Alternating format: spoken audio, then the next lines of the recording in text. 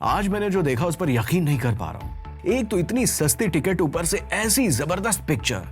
मेरा नन्हा सा दिल तो पहले से ही उम्मीदों के आसमान में सितारों सा टिमटिमा रहा था। मन में बाहुबली और मगधीरा के सपने संजोए मेरा बावरा मन आरआरआर के गुणगान फिल्म देखने से पहले ही गा रहा था। साउथ इंडियन फिल्म पर भरोसा और अटल हुए जा रहा था। राजा मौली सर पर मेरा कॉन्फिडेंस डबल हुए जा रहा था। आरआरआर देखकर मेरा मुंह blockbuster, mind blowing, superhit, fantastic बोले जा रहा था। लेकिन पता चला ये तो सपना था जो चले जा रहा था। हकीकत में 300 का टिकट जो था वो बहुत ही महंगा लगा बाद में। राजा मौली सर की माइंड ब्लोइंग फिल्म के लिए ऐसी हजारों टिकटें कुर्बान करने वाले मेरे वादे मुझसे खुद कहने लगे कि प्लीज मुझे तोड़ दो। ऐसे वादे करते ही क्यों हो? बाहुबली और मगधीरा से सजे सितारों भरे मेरे सपने छन से टूट गए और मन कावरा बावरा होते हुए पूरी तरह बावरा हो गया। जो जुबान आरआरआर का गुणगान करते नहीं थकने वाली थी, उसी जुबान पर व्हाट द फक जैसा अपशब्द चढ़ गया और राजा मौली के साथ साथ साउथ इंडस्ट्री से भी भरोसा उठ गया। अब क्या गाऊं एक आम ऑडियंस का दुखड़ा और क्या कहूं। सुबह सुबह एक्साइटमेंट से भरा खिला खिला मुखड़ा जब दोपहर को पकौड़े जैसा सूज कर घर लौटे तो क्या कहूं। फिल्म देखकर आपके बगल वाले इतना कंफ्यूज हो जाए कि आपसे क्लैरिफिकेशन लेने लगे कि सिर्फ मुझे बेकार लग रही है या आपको भी, तो क्या कहूं। सिनेमा हॉल में ही जब फिल्म ट्रोल होने लगे तो क्या कहूं। खैर, कहने के लिए तो अब कुछ बचा नहीं, लेकिन एक गाना अब मैं जिंदगी भर नहीं भूलूंगा। अजगर और बाज की दोस्ती वाला गाना।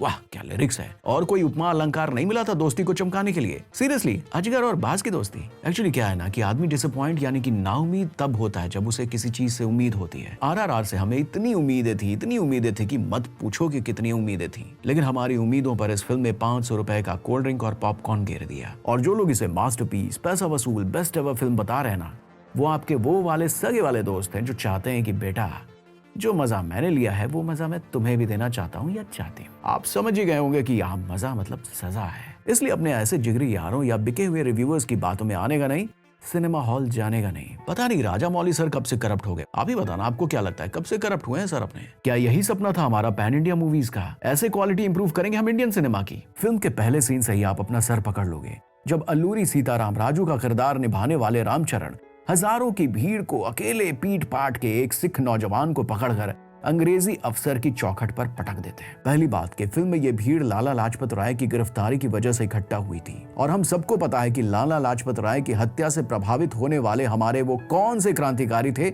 जो सिख थे। यहाँ इस सिख नौजवान को बेहद ही डरपोक दिखाया गया है, जबकि हम सभी को मालूम है कि सिख योद्धा होते हैं। तभी कहूँ राजा मौली अपनी टीम के साथ गोल्डन टेम्पल क्यों गए थे? गलती का पश्चाताप करने? खैर, माफी तो नहीं मिलने वाली। अल्लूरी सीताराम राजू और कोमाराम भीम जैसे महान क्रांतिकारी पर इस तरह की फिल्म बनाकर हम सिर्फ फिल्म का ही नहीं उनका भी मजाक बना रहे हैं। और प्लीज कोई इसे सुपर हीरो वाली फिल्म बोलकर जस्टिफाई मत करने लग जाना। Batman, Superman, iron man, captain America, सबकी बैक स्टोरी बहुत सॉलिड होती है और ये फिक्शनल कैरेक्टर्स हैं, फिर भी सिनेमा देखने पर रियल लगते हैं। हम इनके इमोशन से कनेक्ट कर पाते हैं। लेकिन यहाँ हमारे रियल लाइफ हीरोज का मजाक बना दिया गया है। सीताराम राजू की असली कहानी के साथ तो पूरा खिलवाड़ किया गया है। जो उनकी रियल लाइफ स्टोरी जानते हैं वो ये बात समझ जाएंगे। हम ये फिल्म फ्रीडम फाइटर्स को ग्लोरीफाई करने के लिए, उन पर गर्व करने के लिए बना रहे थे या उन्हें देखकर सिर पीटने के लिए? फिल्म में आलिया भट्ट हिम्मत और कॉन्फिडेंस के साथ वंदे मातरम भी नहीं बोल पाती है। ऊपर से वीएफएक्स भी कई जगह नकली लगता है। शेर, चीता, सभी जानवर ऐसे लगते हैं जैसे किसी एनिमेटेड फिल्म से उठा लिए गए हो। कुछ रियल जैसा फील ही नहीं होता। 3D में भी कुछ सीन्स को छोड़कर बाकी सीन्स में कोई खास इफेक्ट नहीं पता चलता है। और अगर दोनों लीड एक्टर्स की परफॉर्मेंस की बात करूं तो कोशिश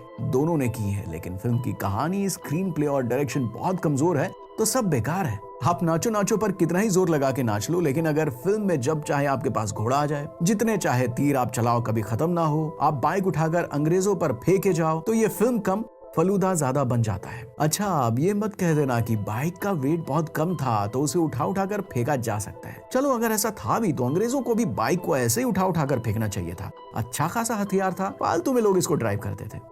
बेवकूफ। हम फिजिक्स की हत्या होते हुए फिर भी बर्दाश्त कर लेते, लेकिन कहानी की भ्रूण हत्या कैसे बर्दाश्त करें? फिल्म में अगर कोई अच्छी बात है तो वो है अजय देवगन का कैमियो और कोमाराम भीम पर कोड़े बरसाने वाला सीन। बस यही थोड़ा टच करता है। बाकी फिल्म में जबरदस्ती का राम और सीता का नाम लेकर इमोशनल ब्लैकमेल करने की पूरी कोशिश की गई है। MM क्रीम का म्यूजिक इस बार बाहुबली का रेपुटेशन लगता है और साथ में लाउड भी है। ओवरऑल प्रभास की राधे श्याम के बाद 550 करोड़ की RRR भी डूबने को तैयार है, लेकिन इसकी एडवांस बुकिंग और स्क्रीन्स इतनी ज्यादा है कि शायद यह फिल्म पैसे तो वापस कमा लेगी, लेकिन भरोसा वापस कमाने में अब बहुत टाइम लगेगा। तो RRR को मिलते हैं 5 में से 2 स्टार्स। इसी बात पर सब्सक्रिप्शन बटन दबा दो मेरे यार। अगर देख ली है तो आपको कैसी लगी ये फिल्म हमें जरूर बताएं। अगर नहीं देखी है तो आप खुद समझदार हैं। हमें DM करने के लिए इंस्टा पर भी फॉलो करें।